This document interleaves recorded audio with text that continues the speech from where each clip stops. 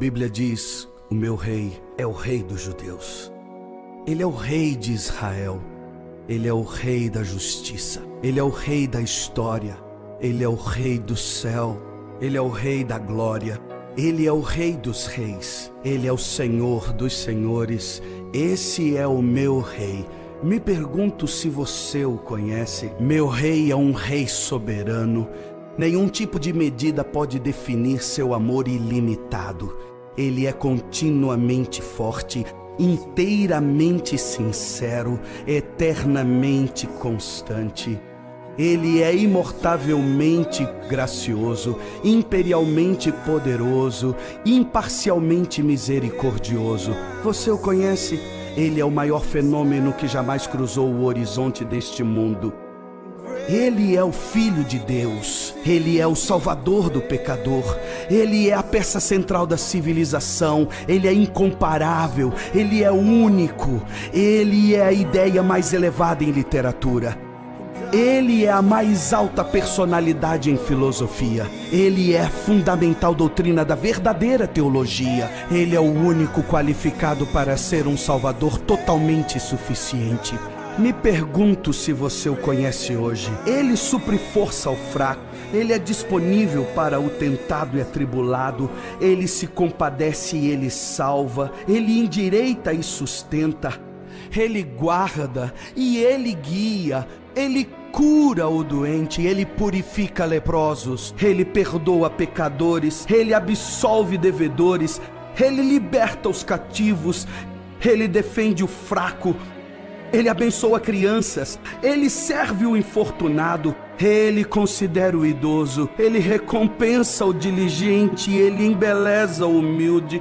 Me pergunto se você o conhece. Ele é a chave do conhecimento, ele é a fonte da sabedoria, ele é a entrada do livramento, ele é o caminho da paz.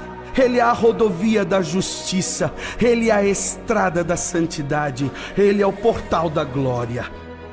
Você o conhece bem, sua vida é inigualável, sua bondade é ilimitada, sua misericórdia é para sempre, seu amor nunca muda, sua palavra basta, sua graça é suficiente, o seu reino é reto, o seu jugo é suave e o seu fardo é leve. Eu queria poder descrevê-lo a você. Ele é indescritível, ele é compreensível, ele é invencível, ele é irresistível. Bem, você não consegue tirá-lo de sua mente, você não pode soltá-lo de sua mão. Você não pode viver mais do que ele, você não pode viver sem ele. Bem, os fariseus não o suportaram, mas descobriram que não poderiam pará-lo. Pilatos não pôde encontrar culpa alguma nele. Herodes não pôde matá-lo. Morte não pôde dominá-lo. E a sepultura não pôde retê-lo. Sim, esse é meu rei. Esse é meu rei.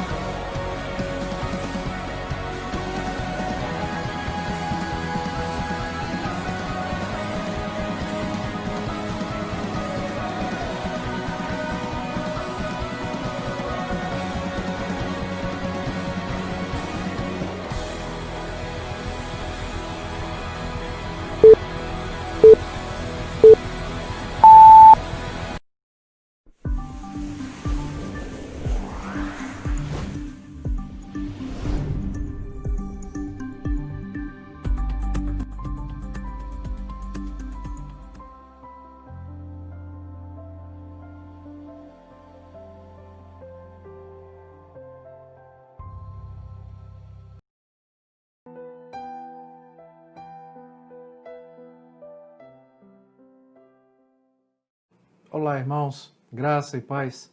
Eu espero que você esteja bem, que sua família também esteja bem, que o Senhor esteja suprindo todas as suas necessidades por meio da fé, por meio de proteções que você necessita em sua vida e na vida de sua família também. Bom, hoje nós vamos começar a nossa terceira aula sobre esse assunto que tem sido, curiosamente, esquecido em nossos dias no meio da igreja. Por isso que eu chamo de a esquecida salvação em nossos dias. Hoje será a nossa terceira aula. Na primeira aula, nós falamos sobre como as coisas estão fora de ordem, como as pessoas vêm para a igreja apenas buscando resolver suas questões e problemas familiares, seus problemas sociais e, de certa forma, até tirar um peso da consciência por conta de uma possível responsabilidade religiosa e como tudo isso tem produzido prejuízo no meio da igreja quando muitos pregadores não têm falado com clareza sobre o que é a salvação proporcionada por meio do sacrifício do Senhor Jesus Cristo e por causa disso muitas pessoas têm transformado a igreja simplesmente em um clube em que se visita fim de semana, quando a igreja não ocupa o devido lugar de importância na vida de muitas pessoas, exatamente e muito provavelmente porque grande parte das pessoas não nasceu de novo. Então nós precisamos tratar desse assunto com a devida responsabilidade, com o devido cuidado, para nós entendermos aquilo que a Sagrada Escritura, a Palavra de Deus, nos fala sobre esse tema tão importante. Então, nós falamos sobre isso na primeira aula. Falamos também sobre a mensagem do Evangelho de Cristo, a verdadeira mensagem que não tem relação direta com a mensagem moralista ou com a mensagem de cumprimento de obrigação religiosa e que, em primeiro lugar, o Evangelho, antes de mudar a família, antes de mudar algum contexto social, ele muda indivíduos, regenerando, vivificando, justificando, santificando e, por fim, glorificando essas pessoas. Aí sim, com a mudança de vida de indivíduos, nós temos agora a mudança de vida da primeira esfera social em que esse indivíduo se encontra, que é a família, e, consequentemente, com a mudança de várias pessoas, agora nós temos a mudança de toda a sociedade. Então, isso é o que foi tratado na primeira aula. Nossa segunda aula, nós falamos sobre o entorno da teologia bíblica que gira ao redor da cruz, falando sobre o significado, sentido da teologia bíblica e sua relação com o sacrifício de Cristo. Depois, com a mensagem de Jesus Cristo ao tratar sobre o caminho largo e o caminho estreito, quando o próprio Jesus diz que são muitas as pessoas que andam pelo caminho largo e poucas que caminham pela estrada estreita, que é o caminho que conduz à vida. Depois falamos sobre Mateus, a continuação, Mateus capítulo 7, sobre a problemática existente dentro da igreja, quando muitas pessoas não vivem pela fé e sim por sinais, e como alguns sinais têm sido prejudiciais e maléficos para algumas pessoas, porque faz com que algumas pessoas não andem com base na fé. E por fim, na segunda aula, nós falamos sobre o fruto do Espírito, que não são os frutos, e sim o singular, o fruto que é composto por todas aquelas marcas que nós encontramos em Gálatas, capítulo 5. A partir daí, nós vamos começar hoje nossa terceira aula, quando começaremos a abordar 3 pontos. Na aula de hoje, especificamente, nós trataremos do primeiro ponto, que diz respeito à salvação e à igreja, a relação que existe entre a salvação proporcionada por Jesus Cristo e a igreja, que é o corpo de Cristo, o conjunto de pessoas que são definitivamente salvas. Na sequência, nós trataremos ainda sobre a salvação e a vida diária e, por fim, a segurança da salvação. Para nós tratarmos desse assunto, é necessário nós entendermos, em primeiro lugar, o contexto cultural no qual nós estamos inseridos. Nós não podemos esquecer que o Brasil é considerado como o maior país católico de todo o planeta. E isso faz com que muitas pessoas que vêm para a igreja evangélica tragam consigo parte considerável de suas convicções católicas. Então, para isso, nós precisamos entender esse contexto da salvação, essa doutrina, à luz da Bíblia, mas também contextualizando a nossa realidade cultural. Nós somos um país católico e não podemos esquecer dessa herança na vida de muitas pessoas. Eis a razão por que tantas pessoas na igreja evangélica possuem convicções e pensamentos que não dizem respeito à palavra de Deus, que não estão de acordo com aquilo que nós chamamos de protestantismo. São pensamentos, são ideias, convicções religiosas que não têm relação com a palavra de Deus. Então, por isso, nós vamos precisar traçar esse caminho, fazendo um paralelo entre aquilo que a palavra de Deus nos diz de fato e aquilo que o catolicismo romano acredita. Por isso, eu quero lhe convidar, nesse momento, a pegar material de anotação, a escrever. Se ficar alguma dúvida, pode escrever, pode mandar lá no chat, pode enviar suas dúvidas e questões no nosso WhatsApp, e aí nós vamos respondendo e vamos dialogando sobre esse assunto. Em primeiro lugar, eu quero fazer menção aqui àquilo que está escrito no Catecismo da Igreja Católica, especificamente o trecho 846, que trata de forma clara sobre essa relação que existe no pensamento católico entre a doutrina da salvação e a Igreja Católica. Então eles dizem assim: apoiado na Sagrada Escritura e na tradição, o concílio ensina que esta igreja peregrina é necessária para a salvação. O único mediador e caminho da salvação é Cristo, que se nos torna presente em seu corpo, que é a igreja. Ele, porém, inculcando com palavras expressas a necessidade da fé e do batismo, ao mesmo tempo confirmou a necessidade da igreja, na qual os homens entram pelo batismo como que por uma porta.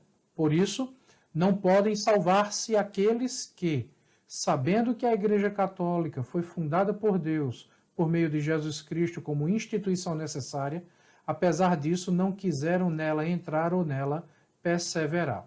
Bom, inicialmente, nós já percebemos aqui pelo menos 4 pontos que nós trataremos nessa aula, que mostram de forma clara a distinção de pensamentos. Uma coisa é ser católico, outra coisa é ser protestante. Nós estamos tratando aqui de uma doutrina fundamental da palavra de Deus, uma doutrina fundamental da Sagrada Escritura, que agora apresenta uma divergência entre católicos e protestantes. Então eu quero, em primeiro lugar, começar estabelecendo os princípios que nós vamos usar na nossa caminhada. A nossa caminhada ela é pautada, alicerçada na Sagrada Escritura, que nós protestantes chamamos de Palavra de Deus. E por que eu digo nós protestantes? Porque para o catecismo da Igreja Católica, Palavra de Deus é uma coisa que vai além da Bíblia. É um pensamento, tá, que vai além da Sagrada Escritura. Nós veremos isso daqui a pouco. Então, o primeiro ponto que nós vamos tratar aqui é esse. Qual é a definição de Sagrada Escritura e qual é a definição de tradição para o sagrado, para a Igreja Católica? Sagrada Escritura é a única regra de fé e prática estabelecida pela própria palavra de Deus. Perceba que para o catolicismo, a fonte de autoridade é alicerçada na Sagrada Escritura e na tradição. Isso aqui representa um grave problema para aqueles que estudam a palavra de Deus, a Sagrada Escritura. Porque nós entendemos, à luz da palavra de Deus, que a Sagrada Escritura é a nossa única regra de fé e prática. Veja Lucas capítulo 21, versículo 33, que diz que passarão os céus e a terra, mas as palavras do Senhor jamais passarão. Lembra de Mateus capítulo 22, versículo 29, quando o próprio Jesus Cristo disse que vocês erram por não conhecerem as Sagradas Escrituras. Em João capítulo 5, versículo 39, quando Jesus diz, examinai as Escrituras, porque são elas que testificam de mim. Ou então, 2 Timóteo capítulo 3, versículos 16 e 17, que diz que a Bíblia ela é suficiente para repreender, para corrigir, enfim, para orientar o ser humano como um todo. A palavra de Deus, as sagradas letras, foi isso que o apóstolo Paulo disse a Timóteo, são suficientes para tornar-te sábio, para instruir o homem, para corrigir, para repreender, para educá-lo, instruí-lo na palavra de Deus, na justiça que Deus estabeleceu. Então nós não precisamos de nenhuma outra fonte além da palavra de Deus, da Sagrada Escritura, para nos orientar. Porém, para o catolicismo romano, e nós acabamos de ver isso no catecismo da Igreja Católica, a Bíblia não é a única fonte de autoridade. A Sagrada Escritura não é a única fonte de autoridade. Depois da Sagrada Escritura vem a tradição. E o que é tradição?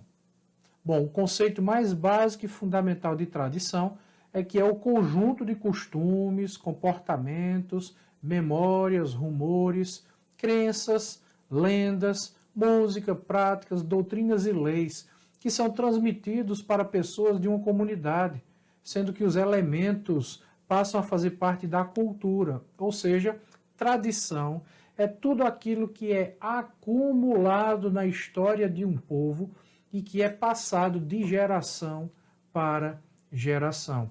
E aqui nós temos um problema, porque existem tradições que não são boas. E além do mais, tradições, como nós já vimos na definição, é um conjunto, é uma coleção de costumes que foram criados pelo próprio homem. Então perceba que o ser humano pode criar um determinado hábito, ele pode inventar a chamada tradição religiosa, estabelecer aquilo como uma doutrina, e essa tradição então vai passar de geração em geração, como se ela fosse uma fonte de autoridade, quando na verdade não é. Por isso, um dos lemas da Reforma Protestante é sola scriptura, somente a Escritura é suficiente para as nossas vidas. E nós já vimos isso em alguns textos, pelo menos 4 textos da própria Palavra de Deus, que eu acabei de citar, tratando desse assunto. Então nós temos agora um ponto de divergência entre protestantes e católicos no que diz respeito à doutrina da salvação. E por que nós estamos tratando disso aqui? Porque muito embora nós discordemos da doutrina católica, apesar disso, como eu falei no início da aula, existe uma alma católica na vida de muitos protestantes. Porque apesar de rejeitarem aquela tradição que é defendida pela Igreja Católica, algumas pessoas terminaram criando uma nova tradição e usando essa tradição como fonte de justificação para a sua salvação. Então, ao mesmo tempo que se reprova, que se rejeita aquilo que o catolicismo ensina sobre a tradição como sendo fonte de autoridade, muitas pessoas no lado evangélico têm adotado a mesma prática. Muitas pessoas criaram tradições nos seus meios, nas suas igrejas, e têm tratado essas tradições como se fosse uma fonte de autoridade. Tão autoridade quanto a própria palavra de Deus. E de onde é que vem essa história de tradição? Bom, eu preciso trazer aqui um conceito que talvez para algumas pessoas seja um conceito novo, que é chamado de sensus plenior. E o que é sensus plenior? É um conceito que foi criado pela Igreja Católica, ali meados do século XX, na primeira metade, do século XX. E é um conceito que não existia no século I até o século XIX, que seria a ideia de um segundo sentido do texto, que só pode ser dado por Deus. Ou seja, o sensus plenior ignora a história e a gramática do texto bíblico para discutir qual a intenção do autor ao escrever tal passagem. Em outras palavras, qual é a ideia do sensus plenior? A ideia é a seguinte: eles leem o texto bíblico e eles dizem que a letra mata, e que esse texto possui um significado mais profundo, um significado que não pode ser alcançado pela simples leitura do texto. Então, da mesma forma que Deus revelou o texto escrito, e existe uma verdade maior por trás dessas palavras, Deus também capacitou algumas pessoas para que estas pessoas alcancem essa verdade tão grande e superior que está oculta aqui no meio do texto. Então perceba que se isso é um erro cometido pelo catolicismo romano, também tem sido um erro cometido por muitas pessoas que se dizem evangélicas, que se dizem protestantes, que se chamam de cristãs. E por quê? Porque da mesma forma que o sensus plenior, criado pelo catolicismo, é o meio que eles encontraram para justificar a interpretação da Bíblia apenas pelo magistério, ou seja, apenas pelo Papa e as autoridades eclesiásticas, muitas pessoas do meio evangélico passaram a fazer a mesma coisa, dizendo que existe uma verdade maior, uma verdade além das letras, porque afinal de contas, para essas pessoas, a letra mata e o espírito vivifica. Você já deve ter ouvido algumas pessoas dizendo isso. Então, o que é que eles defendem com isso, então? Que já que o espírito vivifica e essa letra mata, eles precisam de uma revelação. E somente algumas pessoas, que são chamadas de iluminados, somente essas pessoas é que conseguem receber a revelação desse texto e transmitir essa verdade para as pessoas. Então perceba que isso aqui foi um princípio criado pelo catolicismo romano, apenas na primeira metade do século XX, do século I até o século XIX. Isso não existia, ninguém falava sobre isso, sensus plenior, e que agora tem sido adotado por muitas pessoas dentro da igreja evangélica. Então nós precisamos ter cuidado para não sermos infiltrados por pensamentos e ensinos e doutrinas que não têm relação com a palavra de Deus. Deixe-me falar um pouquinho aqui sobre o que é a tradição da Igreja Católica, na ideia deles, e depois nós faremos uma comparação com aquilo que tem acontecido em nossos dias. Eu estou aqui com um artigo que foi publicado pelo grupo Canção Nova, que é um dos principais grupos da renovação católica carismática aqui no Brasil, e eles publicaram essa reflexão que é a tradição da igreja. Então, em primeiro lugar, eles dizem assim: a sagrada tradição guarda o depósito da fé. Perceba então que para o catolicismo romano, a tradição é o depósito, é um invólucro que guarda a fé do catolicismo. Logo, a fé do catolicismo, ela não é guardada pela Sagrada Escritura, e sim pela tradição. Em segundo lugar, eles dizem o seguinte: esse depósito de fé, que é a tradição, é também chamado de revelação. E aqui eles colocam revelação com R maiúsculo. Em outras palavras, aquilo que nós evangélicos chamamos de revelação, que é a Bíblia, a Sagrada Escritura, o catolicismo também chama de revelação a tradição da igreja. Em outras palavras, tanto a Bíblia quanto a tradição estão em pé de igualdade. Veja, nós discordamos desse pressuposto, desse dogma católico, mas nós precisamos entender que existem muitas pessoas no meio evangélico defendendo a mesma coisa também. Como se a tradição da sua igreja, como se os hábitos e costumes e aquilo que nós chamamos de usos e costumes de suas igrejas tivessem tanta autoridade quanto a própria Bíblia. E isso é um problema. Porque não existe nada que esteja em pé de igualdade com a palavra de Deus, a Sagrada Escritura.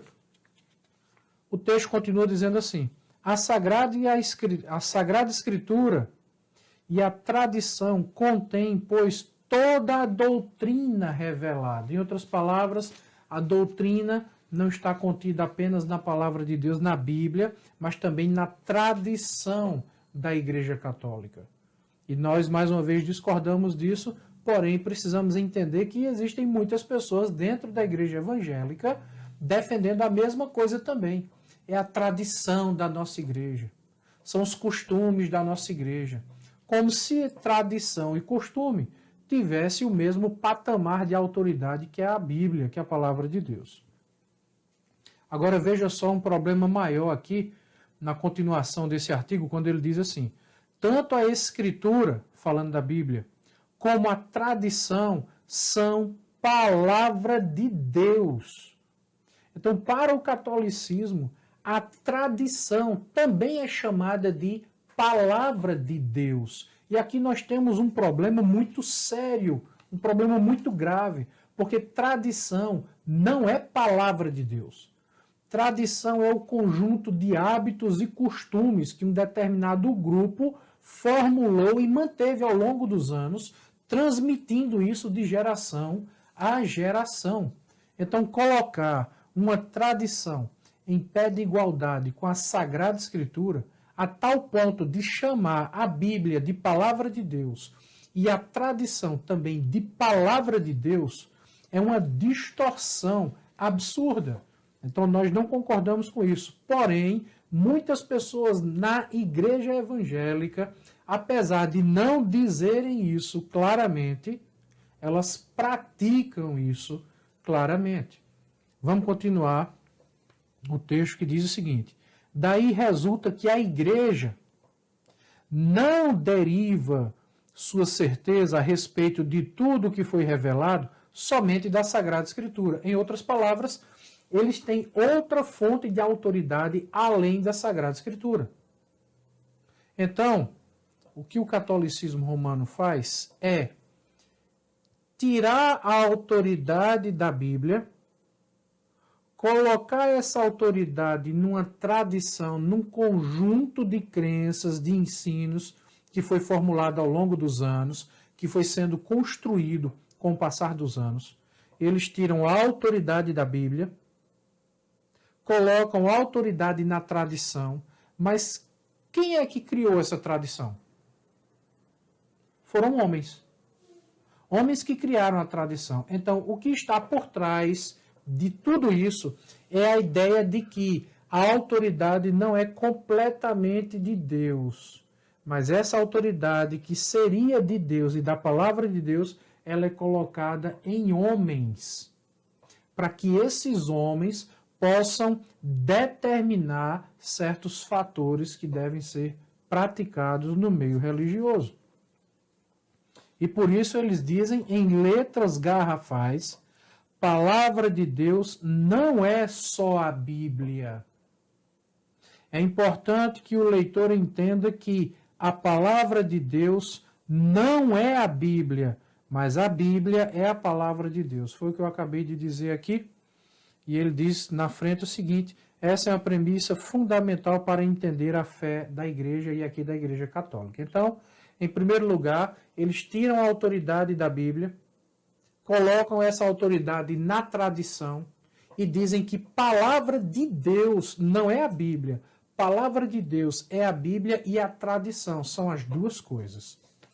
Bom, nós protestantes, à luz da Bíblia, nós discordamos completamente de todos esses conceitos que acabaram de ser apresentados. Porque, em primeiro lugar, a Bíblia é a única regra, a única fonte de nossa fé, é a única fonte de nossa prática. É a Bíblia. Em segundo lugar, nós não dividimos a autoridade da Bíblia com nada nem com ninguém. Não existe nada que esteja no mesmo patamar da Bíblia. Em terceiro lugar, palavra de Deus é a Bíblia e nada mais. Aquilo, inclusive, que nós pronunciamos não é a palavra de Deus. Aquilo que nós falamos é o que nós entendemos, é o que nós interpretamos da palavra de Deus. Então, colocar tradição e Bíblia no mesmo patamar é um erro crasso, equívoco, é terrível. Ninguém jamais fez isso na história bíblica. Os profetas não fizeram isso. Jesus não fez isso, os apóstolos não fizeram isso. Tá?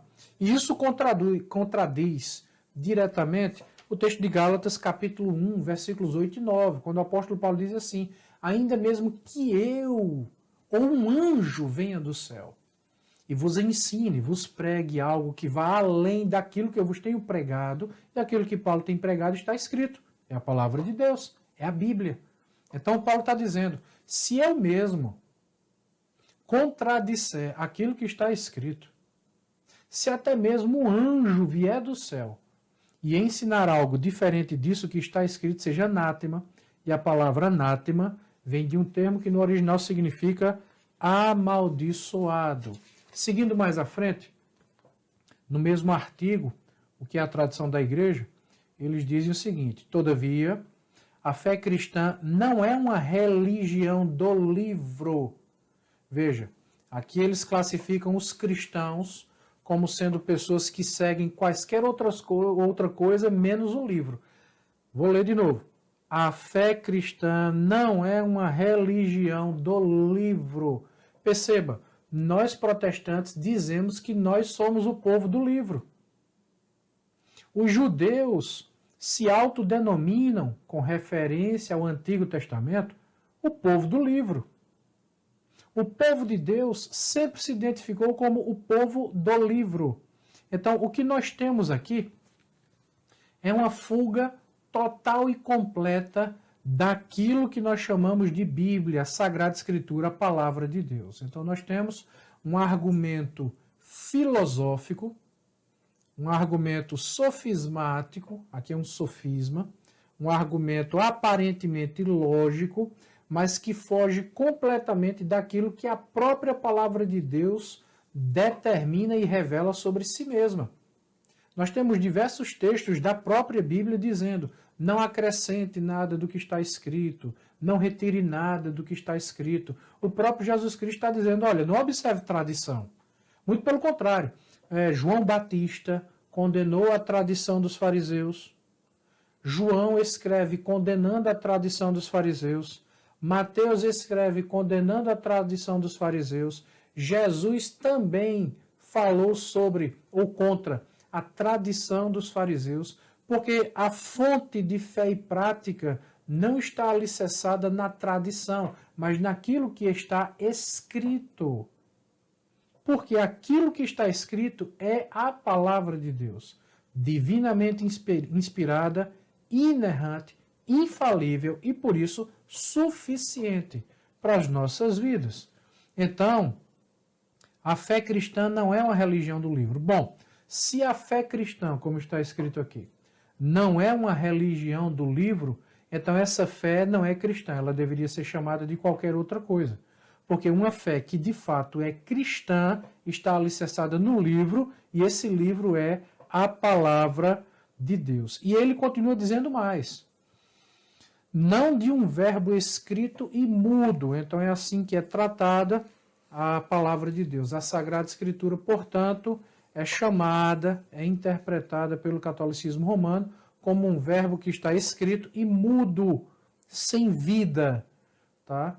Então é como se a Bíblia fosse simplesmente o resultado de um grupo de religiosos que escreveu ou determinou escrever um determinado texto, um certo texto, e a tradição tem mais autoridade do que a própria Bíblia, porque a tradição vai falar com as pessoas e a Bíblia não. Então esse é o pensamento do catolicismo romano com relação a essa doutrina.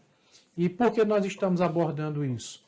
Nossa intenção aqui, muito embora estejamos falando do catolicismo, a nossa intenção aqui é mostrar o grau de distorção que muitos dentro da igreja evangélica conseguiram alcançar ao defender o mesmo pensamento de outra forma.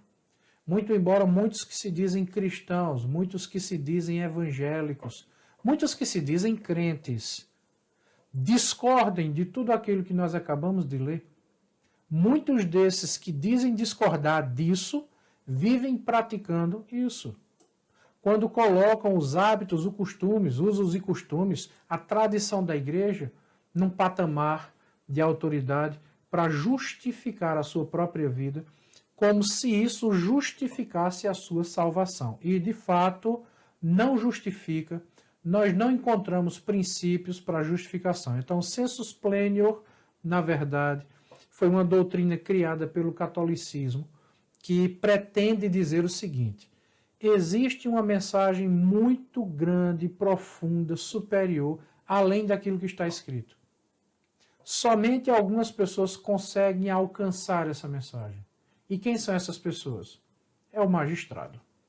Seria o Papa com os bispos, os arcebispos, a autoridade eclesiástica dentro da Igreja Católica, a autoridade final dentro do catolicismo. Em primeiro lugar, se a Bíblia para eles é uma autoridade, ela não é a única autoridade, essa autoridade é dividida com a tradição. E tanto a tradição quanto a Bíblia só podem ser interpretadas pelo Papa. E isso é o que é defendido pelo catolicismo romano. E pasmem, esse mesmo pensamento também tem sido defendido por muitos dentro da igreja evangélica, como se apenas algumas pessoas iluminadas, e por falar nisso a palavra iluminado é muito utilizado dentro do budismo, daí a palavra Buda, Buda quer dizer o iluminado, enfim, para alguns ditos evangélicos, alguns iluminados recebem essa revelação daquilo que o texto diz, e essas pessoas então têm a autoridade para explicar para as pessoas o que o texto está dizendo, como se a pessoa comum não pudesse receber do Espírito Santo a iluminação na sua mente e a direção para compreender o significado do texto bíblico. Então isso é uma distorção horrível e talvez você já tenha ouvido muitas pessoas dizendo assim: não toque no ungido do Senhor, quem é você para estar contestando a autoridade que Deus me deu, e coisas desse tipo, esses chavões que se tornaram tão comuns, infelizmente, dentro do meio evangélico. Então, em primeiro lugar, a fonte de autoridade que conduz o homem à salvação é a palavra de Deus. Nós entendemos que palavra de Deus não é tradição. Palavra de Deus é a Bíblia Sagrada, é a Sagrada Escritura. Por isso que o texto de Romanos nos diz que a fé vem pelo ouvir, Romanos 10, 17, e ouvir a palavra de Cristo, a palavra de Deus. A fé vem pelo ouvir e ouvir a palavra de Deus. Em nenhum lugar está escrito que a fé é gerada pela tradição ou pela manipulação de algum líder religioso, seja ele protestante, seja ele budista, católico ou quem quer que seja. Nós temos a nossa convicção de que a autoridade suprema, ela vem da palavra de Deus. Talvez você queira estudar mais sobre o assunto, queira se especializar mais sobre o sensus plenior, então quero fazer aqui a indicação de alguns livros para você, começando pela Espiral Hermenêutica, de Grant Osborne. Esse livro é excelente. Há um significado nesse texto de Kevin Van Hooser, a Introdução à Hermenêutica Bíblica, de Walter Kaiser Jr., a Interpretação da Bíblia, de Roy Zuck, a Introdução à Hermenêutica Reformada, de Paulo Anglada, Hermenêutica Avançada também, e Entendes o que lês. Esse Entendes o que lês já é um clássico na igreja, entre aqueles que gostam de estudar hermenêutica, que é a arte e a ciência de interpretar textos. Então, o primeiro ponto que nós precisamos estabelecer é que a fé vem pelo ouvir e ouvir a palavra de Deus. Para o catolicismo, a palavra de Deus é a Bíblia e a tradição interpretadas pelo Papa, pelas autoridades eclesiásticas. Nós discordamos completamente disso. Para nós, A palavra de Deus é a Bíblia, a Sagrada Escritura. Isso é a palavra de Deus. Ela não contém, ela é totalmente a palavra de Deus. Divinamente inspirada, inerrante, infalível e suficiente. Mas voltando ainda ao texto que nós lemos do Catecismo da Igreja Católica, existe um segundo ponto que nós precisamos abordar quando no texto diz assim: esta igreja é necessária para a salvação, se nos torna presente em seu corpo, que é a igreja. Então aqui agora nós precisamos definir, determinar qual é o conceito de igreja, o que é igreja. Porque para nós protestantes, igreja é uma coisa, e para o catolicismo, igreja é outra. Então nós precisamos definir esse conceito, e eu quero deixar aqui como referência para você a primeira parte da aula que nós ministramos no dia 19 de abril, que nós tratamos sobre a igreja como sendo o relógio de Deus. Então eu estou postando aí para você o endereço para você assistir essa aula, e lá eu trato de forma clara sobre o que vem a ser a igreja, qual o conceito bíblico de igreja. Por quê? No final das contas, para o catolicismo romano, a igreja é a instituição sediada na cidade de Roma, a sede que nós chamamos de Vaticano. Então, para eles, aquilo é a igreja. E essa igreja ela é representada pelas suas dioceses espalhadas ao redor do mundo. Então, é uma instituição de cunho religioso e político, porque se você não sabe, vai ficar sabendo agora. O Vaticano é o menor país do mundo. É uma praça, está lá na Praça de São Pedro, em Roma. Para nós, o conceito de igreja vai muito além disso. O conceito de igreja vai além de paredes, vai além de placas denominacionais. O conceito de igreja vai além de uma área territorial, de uma localização geográfica, de uma etnia. Igreja é o conjunto, é o agrupamento de todas as pessoas que são e que foram e que serão salvas. Desde o primeiro homem salvo na época de Adão, até o último homem salvo na história da humanidade. Então isso é igreja, é o conjunto de todas as pessoas salvas. Portanto, nós entendemos que a igreja é composta por pessoas de todas as tribos, línguas, povos e nações de todas as eras. Independente de ser brasileiro, americano, não importa a sua etnia. Independente de ser rico, pobre, não importa o seu poder aquisitivo. Independente de ser graduado, de ser um analfabeto, não importa a sua capacitação intelectual. Independente de ter nascido há 2000 anos atrás, ou se você vai nascer, se o sujeito vai nascer daqui a algum tempo. Então, extrapola também as barreiras temporais. Então, igreja é o conjunto de pessoas que são salvas. Salvas por meio da fé, a fé que é depositada na pessoa única e exclusivamente de Jesus Cristo. Então, o conjunto dessas pessoas é aquilo que nós chamamos de igreja. Para a Igreja Católica, a Igreja Católica Apostólica Romana, ICAR, esta igreja é a Igreja de Roma. No Catecismo, que nós lemos agora há pouco, no capítulo 3, o capítulo 3 inteiro do Catecismo da Igreja Católica trata sobre isso, eles dizem assim: as igrejas particulares, chamadas de dioceses, são plenamente católicas pela comunhão com uma delas, a Igreja de Roma, que preside a caridade, pois com esta igreja, em razão de sua origem mais excelente, deve necessariamente concordar cada igreja. Então, qual é o ponto aqui? O ponto é que, para o catolicismo, para que uma pessoa seja salva, é necessário que ela esteja dentro da Igreja Católica Apostólica Romana, concordando com a sede da Igreja, Roma.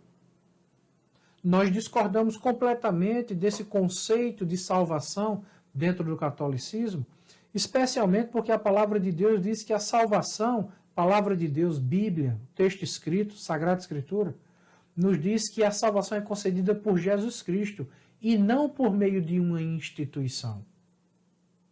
Mas, mais uma vez, esse mesmo pensamento que nós discordamos está presente dentro de muitas igrejas que se dizem evangélicas. Quando muitas pessoas passam a defender a placa da sua denominação como se essa igreja fosse a única representante fiel e autorizada do sagrado evangelho de Cristo. Isso ocorre tanto no meio pentecostal quanto no meio cessacionista, tanto entre ortodoxos quanto entre liberais. Então, esse é um pensamento que se expandiu e penetrou nos mais variados círculos religiosos na cristandade. Então, muitas pessoas passam a ensinar e a pensar que você só será salvo se fizer parte de um determinado grupo. E nós não encontramos isso em nenhum lugar na palavra de Deus, porque a salvação, ela não é concedida por uma instituição, por uma entidade. Ela é concedida pela pessoa de Jesus Cristo, mediante o sacrifício do Senhor Jesus Cristo. E é por essa razão que na segunda aula, eu quero mais uma vez reforçar a importância de você assistir a nossa segunda aula, a esquecida salvação em nossos dias, parte 2, quando nós falamos sobre o conceito de salvação na cruz. Toda a teologia de todos os apóstolos gira em torno da cruz, do sacrifício de Cristo. Exatamente porque a salvação não é concedida por uma instituição, por uma denominação religiosa. Ela é concedida pelo sacrifício de Cristo. Atos capítulo 4, versículo 12 nos diz isso. Não existe nenhum nome dado entre os homens, nenhum nome abaixo do céu dado entre os homens, pelo qual importa que sejamos salvos. Então não é pertencer a uma igreja, seguir os ritos e doutrinas e tradições dessa igreja que vai fazer com que a pessoa seja salva. E aqui eu estou falando especificamente da igreja que se diz evangélica. Porque muitas pessoas dentro da igreja pensam que basta apenas cumprir suas obrigações religiosas. Frequentar culto dia de domingo, participar talvez de um curso, ser dizimista, tratar as pessoas com bondade e com generosidade, e isso vai salvar. Perceba, se isso salva as pessoas, então nós não precisamos do sacrifício de Cristo. Basta cumprir seus ritos religiosos. Mas não é assim que funciona. Sem derramamento de sangue não há remissão de pecados. E o derramamento de sangue foi feito por Jesus Cristo há 2000 anos atrás, na cruz do Calvário. O terceiro ponto que eu quero abordar com vocês, ainda dentro daquilo que diz o Catecismo da Igreja Católica, e que de forma talvez inconsciente muitas pessoas têm seguido dentro da Igreja Evangélica, diz respeito à necessidade da Igreja e do batismo. Nesse ponto, o texto diz o seguinte: mesmo tempo confirmou a necessidade da Igreja, na qual os homens entram pelo batismo. E daí vem a pergunta: batismo salva? Porque para o catecismo da Igreja Católica, o batismo salva. É necessário ser batizado para poder receber a salvação. E aí vem a questão que é tratada dentro da Igreja Evangélica: batismo salva? Muitas pessoas dirão que sim, citando inclusive alguns textos bíblicos. E de pregar o evangelho a toda criatura, batizando-os em nome do Pai. Quem crê e for batizado será salvo. Então muitas pessoas utilizam o texto de forma indevida. Mas veja, quem crê e for batizado será salvo. Se então o batismo salva, como explicar o caso do bandido que foi crucificado ao lado de Cristo? Lucas capítulo 23, do versículo 39 até o 43, e que não foi batizado. E sem ser batizado, Jesus olha para aquele homem e diz: ainda hoje tu estarás comigo no paraíso. Como explicar esse caso? Mas esse não é o único caso. Se o batismo é essencial à salvação, como explicar o que está em Atos capítulo 16, versículos 30 e 31, quando o carcereiro procura o apóstolo Paulo e diz: o que farei para ser salvo? E Paulo diz: crê no Senhor Jesus e será salvo tu e tua casa. Se o batismo é essencial para a salvação, o apóstolo Paulo deveria ter respondido: creia no Senhor Jesus Cristo, seja batizado e você será salvo. Mas Paulo não responde isso. E mais, se o batismo é essencial para a salvação, como explicar o texto de 1 Coríntios capítulo 1, do versículo 13 até o versículo 17, quando nos diz que o apóstolo Paulo não batizou todas as pessoas? Veja, a coisa que o apóstolo Paulo mais queria era pregar o evangelho, inaugurar igrejas e levar a salvação até as pessoas. Paulo queria ver as pessoas sendo salvas. Como é então que ele queria ver pessoas sendo salvas se ele não batiza essas pessoas? A grande maioria Paulo não batizou. Ele diz isso no texto. É porque batismo não é essencial para a salvação. O batismo não salva. O batismo acompanha, ele evidencia alguém que já foi salvo. Se o batismo não salva, o batismo então é um testemunho público. É um testemunho que o batizando está dando de que não se envergonha da sua fé. Então aquela pessoa que está sendo batizada, ela não está sendo salva naquele momento. Nós não cremos no chamado ou na chamada regeneração batismal. O batismo não salva. Mas o batismo é o primeiro sinal de obediência da pessoa que foi salva. Afinal de contas, Cristo disse que era para batizar. Porque ali nós temos um ato simbólico que transmite uma mensagem. Então, já de cara, a pessoa que é convertida e será batizada, ela está demonstrando publicamente que não tem vergonha da sua fé. É um ato simbólico que representa verdades espirituais, assim como a Santa Ceia. Cristo não está presente fisicamente nos elementos da ceia, mas é um ato simbólico que comunica verdades espirituais e que tem, claro, o seu peso espiritual para as nossas vidas. Mas batismo não salva. Então, o primeiro ponto que nós precisamos entender é isso. Então, o que é que nós estamos fazendo nessa aula?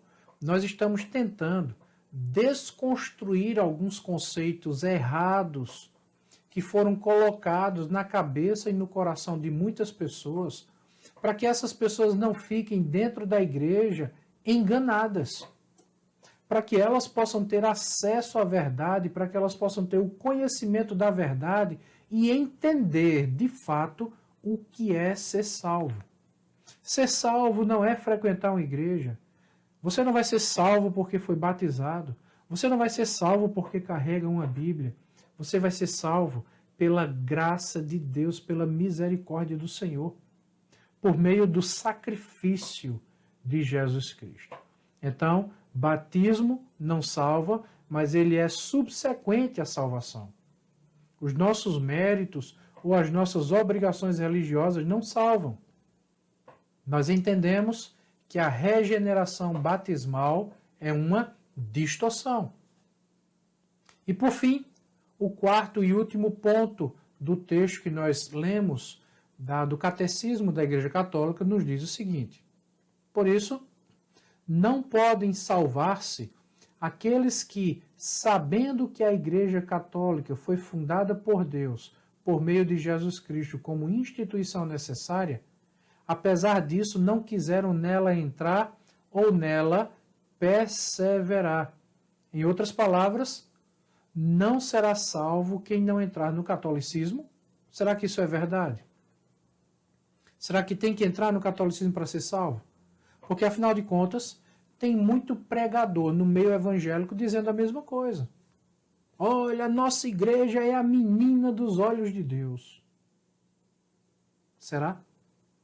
Nós precisamos refletir à luz da palavra de Deus, à luz da Sagrada Escritura, no que é de fato a salvação.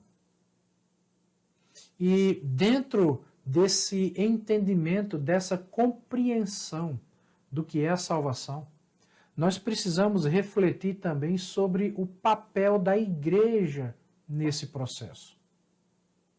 Se por um lado a igreja não salva, por outro lado, a igreja tem um papel importante na apresentação dessa mensagem de salvação. E é isso que nós estamos fazendo aqui. Por isso, como eu disse no início, eu até citei isso na primeira aula, né?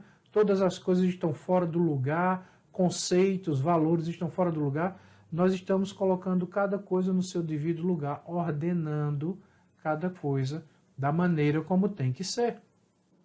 Veja, os fariseus mantinham essa herança, pensando que pelo fato de serem descendentes de Abraão, pelo fato de pertencerem à comunidade judaica, isso por si só fazia com que eles fossem filhos de Abraão e, consequentemente, salvos.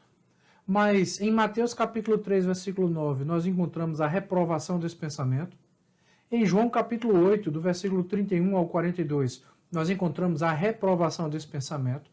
E em Romanos capítulo 9, especificamente no versículo 7, nós também encontramos a reprovação desse tipo de pensamento. Não é porque alguém pertence a uma determinada raça, não é porque alguém tem uma certa genealogia, não é porque alguém pertence a um grupo religioso, a uma determinada comunidade, que isso vai fazer com que tal pessoa seja salva. Não, nós não encontramos esse tipo de ensino na Sagrada Escritura. Então, se nós discordamos desse ensino católico, nós também discordamos de muitos que se dizem evangélicos que têm defendido a mesma coisa. Pelo fato de pertencer a determinada igreja, pelo fato de manter determinado uso, costume, pelo fato de ter determinada tradição. Isso não faz com que a pessoa seja salva.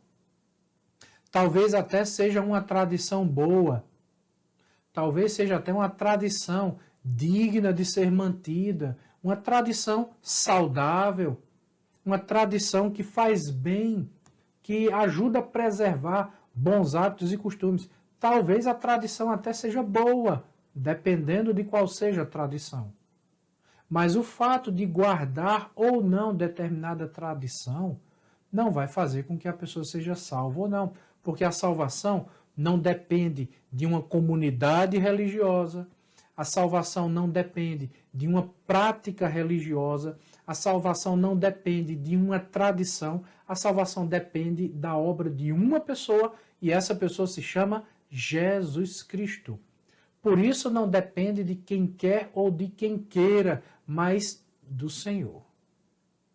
Por isso não depende da vontade do homem, mas da vontade de Deus em exercer a sua graça e misericórdia por meio do sacrifício de Cristo.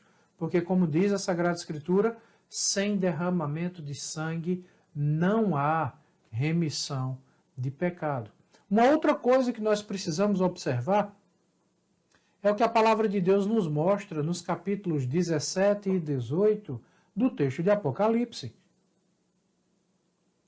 Quando nós temos ali a descrição daquilo que se chama de Babilônia. Perceba então o seguinte, na época que o apóstolo João escreveu o Apocalipse, por volta do ano 100 do século I, né, ano 100 ali da era cristã, a Babilônia como nação já não mais existia.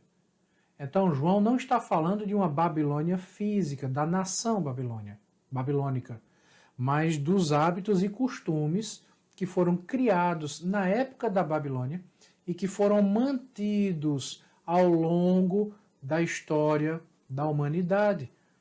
E o que é que nós encontramos? A Sagrada Escritura, a palavra de Deus dizendo: sai dela, povo meu. Em outras palavras, nós temos um conjunto de práticas religiosas. Nós temos aqui a instituição de uma religião chamada de Babilônia. E nós temos então a presença de pessoas salvas. Nós temos a presença do povo de Deus dentro dessa Babilônia, da Babilônia política e da Babilônia religiosa. Apocalipse 17 e Apocalipse 18. E a ordem de Deus é: sai dela, povo meu. Então, se em um grupo saudável, se em um grupo que preza pela palavra de Deus, se nesse grupo existem pessoas que não são salvas, por outro lado, em um grupo que não preserva a palavra de Deus, existe a possibilidade de haver alguém ali dentro que teve acesso à verdade, que leu a verdade. Conhecereis a verdade vos libertará. Que ouviu a verdade por meio da Sagrada Escritura, a fé vem pelo ouvir e ouvir a palavra de Deus. E no meio desse contexto babilônico, essa pessoa teve acesso ao conhecimento da verdade, os seus olhos foram abertos, a sua mente foi iluminada, o Espírito Santo que convence o homem do pecado, da justiça e do juízo, o Espírito Santo convenceu essa pessoa e essa pessoa chegou ao conhecimento da verdade dentro de um grupo que não ensina a verdade. A questão é, essa pessoa permanecerá neste grupo? A orientação bíblica é: sai dela, povo meu. Então eu penso que esse texto de Apocalipse é muito forte em vários sentidos, em vários aspectos, e um desses aspectos é nos mostrar, nos ensinar que existe a possibilidade de alguém ser salvo fora da igreja evangélica. Da mesma forma que existem pessoas na igreja evangélica que não são salvas. Sabe por quê? Porque a igreja não salva. Quem salva é Jesus Cristo. Nós precisamos entender que existem pessoas no nosso meio que não são salvas, que precisam ouvir a verdade da palavra de Deus, que precisam ter acesso a esse conhecimento da Sagrada Escritura. Conhecereis a verdade e a verdade vos libertará. É por ouvir a verdade da palavra de Deus, que as pessoas serão salvas. Mas pode ser que alguém que não faça parte de uma igreja sadia, de uma igreja que preza pela exposição da Sagrada Escritura, de uma igreja que ama a Jesus Cristo e ama a palavra de Deus, pode ser que uma pessoa que esteja fora de uma igreja como essa, que esteja em um local distorcido, ainda assim, pode ser que essa pessoa receba um toque do Espírito Santo por meio da palavra de Deus e conheça a verdade. E a orientação bíblica é: sai dela, povo meu. Sai desse lugar e procure um lugar onde a sua fé possa ser alimentada à luz da Sagrada Escritura.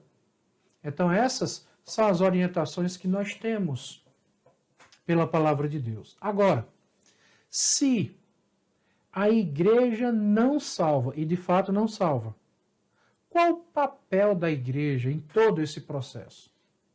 Porque algumas pessoas conhecem a verdade pela metade. Elas entendem que a igreja não salva. Mas o problema é que, após entender que a igreja não salva, essas pessoas não compreendem qual é o papel da igreja em todo esse processo e elas começam a pensar que a igreja é desnecessária. E isso não é verdade. Se dizer que a igreja salva é uma heresia, dizer que a igreja não tem importância é da mesma forma um erro, uma distorção bíblica muito séria. Por quê? Porque somente Cristo salva. Nós temos isso em Atos 4,12, em João 14,6, quando Cristo diz: eu sou o caminho, a verdade e a vida. O Pai exerce a função de juiz. O Filho faz a obra substitutiva na cruz do Calvário. E o Espírito Santo convence o homem do pecado, da justiça e do juízo. Então, a igreja não salva, mas existem igrejas, e aqui eu coloco igreja entre aspas, que pode atrapalhar essa obra de salvação, que pode atrapalhar a obra de Cristo na terra. E como é que uma igreja atrapalha a obra de Cristo na terra? Quando ela não fala sobre a salvação, quando ela se omite de falar a verdade, mesmo que a verdade doa. E sabe de uma coisa? A verdade dói. A verdade machuca, ela incomoda. A verdade, para a grande maioria das pessoas, é inconveniente, é incômoda. Dizer certas verdades, por mais educado que você seja, vai produzir conflito, desconforto. Vai despertar a agressividade de algumas pessoas. Veja o que aconteceu com Jesus Cristo. Por que é que arrancaram a cabeça de João Batista fora? Porque João falou a verdade. Por que é que mataram os apóstolos? Porque eles falaram a verdade. O primeiro mártir da igreja cristã, Estevão, Atos capítulo 7. Por que é que Estevão foi morto? Por falar a verdade. Falar a verdade vai incomodar, mas nós não podemos nos omitir de falar a verdade, porque alguém aqui ou ali vai se magoar e se ofender pela exposição da verdade. Não. A verdade tem que ser dita. Esse tem sido um dos problemas da igreja de hoje. Porque muitos na igreja de hoje querem ser agradáveis, querem ser simpáticos, querem ser aceitos. Muitos pregadores não estão preocupados em pregar a verdade, eles estão preocupados em ser aceitos. Em receber o afago, em ser recebidos pela sociedade. Nós não deveríamos ter essa preocupação. Nós não deveríamos ter esse tipo de preocupação em nossos corações. A nossa mente deveria estar ocupada com outras coisas. Nós deveríamos nos preocupar em proclamar a verdade. Então a igreja atrapalha a obra de Cristo quando ela não anuncia a verdade. Ela também atrapalha a obra de Cristo quando dá mau testemunho. E uma das coisas que nós mais temos visto hoje é mau testemunho de igrejas, de líderes e de membros. Veja, muitas pessoas gostam de falar de líderes de igreja. Mas a pergunta é, será que só são os líderes que dão mau testemunho? Tem tanta gente dentro da igreja praticando tanta coisa feia, fazendo tanta coisa errada, escandalizando o nome de Cristo. E talvez seja por isso que as pessoas gostem de falar tão mal de líderes da igreja, porque elas estão voltando a atenção para os líderes, para que as pessoas não prestem atenção em si mesmas, em seus próprios erros. Então a igreja atrapalha a obra de Cristo quando ela não anuncia a verdade, ela atrapalha a obra de Cristo quando dá mau testemunho, mas ela também atrapalha a obra de Cristo quando ela distorce a palavra da verdade. Uma coisa é não anunciar e outra coisa é distorcer. Não anunciar é quando se omite, não fala o que tem que falar. E distorcer é quando você começa, mas no meio do caminho, você tenta corrigir alguma coisinha ali, sabe? Para que aquilo ali não machuque tanto e você tenta amenizar a força da Sagrada Escritura. Então você distorce a verdade, ou então, quando você usa a verdade em benefício próprio, você está legislando em causa própria. Esse é um dos problemas muito comuns em nossos dias, quando a Bíblia e a igreja têm sido usados apenas como desculpa para alcançar objetivos pessoais e cumprir sonhos e propósitos particulares. E por fim, uma outra forma como a igreja atrapalha a obra de Cristo é quando busca seus próprios interesses. Veja só, se por um lado a igreja não salva, somente Cristo salva, por outro a igreja pode até atrapalhar essa obra. Então, com base nisso, algumas pessoas chegaram à conclusão errada de que a igreja é completamente desnecessária no processo da vida cristã. E isso não é verdade. É verdade que só Cristo salva. É verdade que tem igrejas que estão atrapalhando mais do que ajudando. Estão fazendo mais mal do que bem. Que são motivo de escândalo. E ai daquele que produz o escândalo. É bem verdade que existem pastores roubando. É bem verdade que existem pastores usando os recursos da igreja em benefício pessoal para comprar seus carros, para comprar suas casas, para comprar apartamento, para se apoderar dos bens da igreja, para se apoderar de terrenos da igreja, para se apoderar do dinheiro da igreja e usar isso como bem entender. É bem verdade que existem pastores que são pedófilos, é bem verdade que existem pastores que são adúlteros.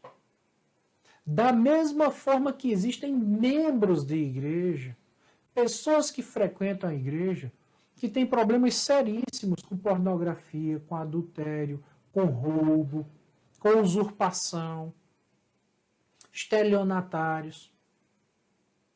Então, tudo isso, infelizmente, tem acometido a igreja e colocado a igreja dentro de um processo de escândalo terrível. Coisas que nós não vamos nem nominar de tão feias e escandalosas que são. Coisas que denigrem, que mancham, que maculam a Santa Igreja de Cristo. Então, se por um lado somente Cristo salva, se por outro lado tem igrejas que estão fazendo mal ao invés de fazer bem. Um terceiro aspecto é que a igreja possui um papel importante em todo esse processo da vida cristã. E esse papel não pode ser negligenciado. A igreja deve apontar o caminho. Salvação somente Cristo salva.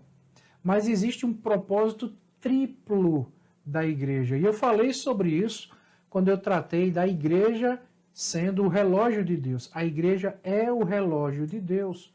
Nós ministramos essa aula, está disponibilizada para você no YouTube. Recomendo que você assista essa aula quando eu falo sobre o propósito triplo da igreja, que é o propósito de edificação, adoração e evangelização. A igreja aponta o caminho da salvação. Veja, a igreja é quem tem o papel de pegar a Sagrada Escritura e expor para as pessoas com a máxima clareza possível, de maneira que as pessoas possam entender, compreender aquilo que é básico e essencial para a salvação do ser humano. Após esse anúncio, a igreja tem a obrigação, o chamado santo sagrado, de glorificar a Deus, de exaltar ao Senhor. Então, se ela edifica aqueles que já são convertidos, e edificar significa construir, colaborar para o crescimento, ela também tem o papel de adorar a Deus. Adorar a Deus por meio daquilo que se fala, adorar a Deus por meio das suas práticas, adorar a Deus por meio das suas atividades, adorar a Deus por meio das suas músicas. E tem o papel de evangelizar, de anunciar essa verdade para aquelas pessoas que não conhecem essa verdade. Então perceba que a igreja não é um elemento descartável e dispensável em todo esse processo. Somente Jesus salva. Mas é a igreja. É a igreja que tem o papel maravilhoso de anunciar essa salvação com clareza para as pessoas. O Espírito Santo, então, usa essa mensagem que é propagada pela igreja. O Espírito Santo usa essa mensagem para convencer pessoas. Essas pessoas que são convencidas por meio do Espírito Santo, através da Sagrada Escritura, e são trazidas para a igreja.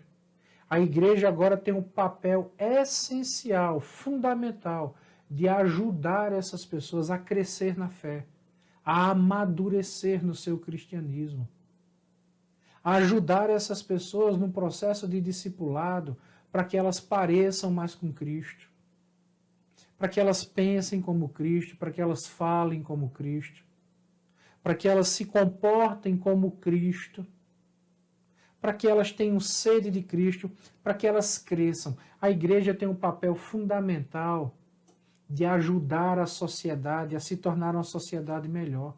E ela faz isso ajudando pessoas, para que essas pessoas se tornem pessoas melhores.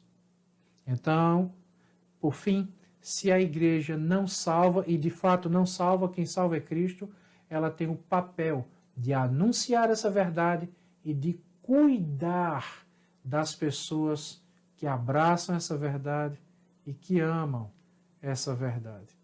Eu espero ter sido claro, eu espero estar te ajudando por meio da exposição desse tema. Nós estamos caminhando, dando passo a passo, um passo de cada vez, e eu quero reforçar. Volte, assista de novo a primeira aula desse assunto, a esquecida salvação em nossos dias. Depois assista a segunda aula, depois assista a terceira aula. Volte para a aula que nós ministramos e que está disponibilizada. Quando eu falo que a igreja é o relógio de Deus, assista a primeira aula para você entender de forma clara o que é o conceito de igreja. E tudo isso vai sendo somado para colaborar com a sua vida, com o seu amadurecimento, com o seu crescimento na fé. Se ficou alguma dúvida da aula, daquilo que nós tratamos aqui, nos escreva, mande mensagem e nós teremos o maior prazer de responder, de tirar a sua dúvida. Então hoje nós falamos a primeira parte da relação que existe entre a igreja e a salvação. A partir da próxima aula, nós continuaremos falando sobre a salvação e a vida diária e, por fim, a segurança da salvação, que é um assunto tão debatido e tão discutido, né? Salvo uma vez, salvo para sempre. Algumas pessoas usam essa expressão até num tom pejorativo e desdenhando, e nós vamos tratar sobre esse assunto no momento certo. Eu espero que você continue conosco, continue sendo edificado e fortalecido na sua fé. Deus te abençoe, um grande abraço, um cheiro no seu coração.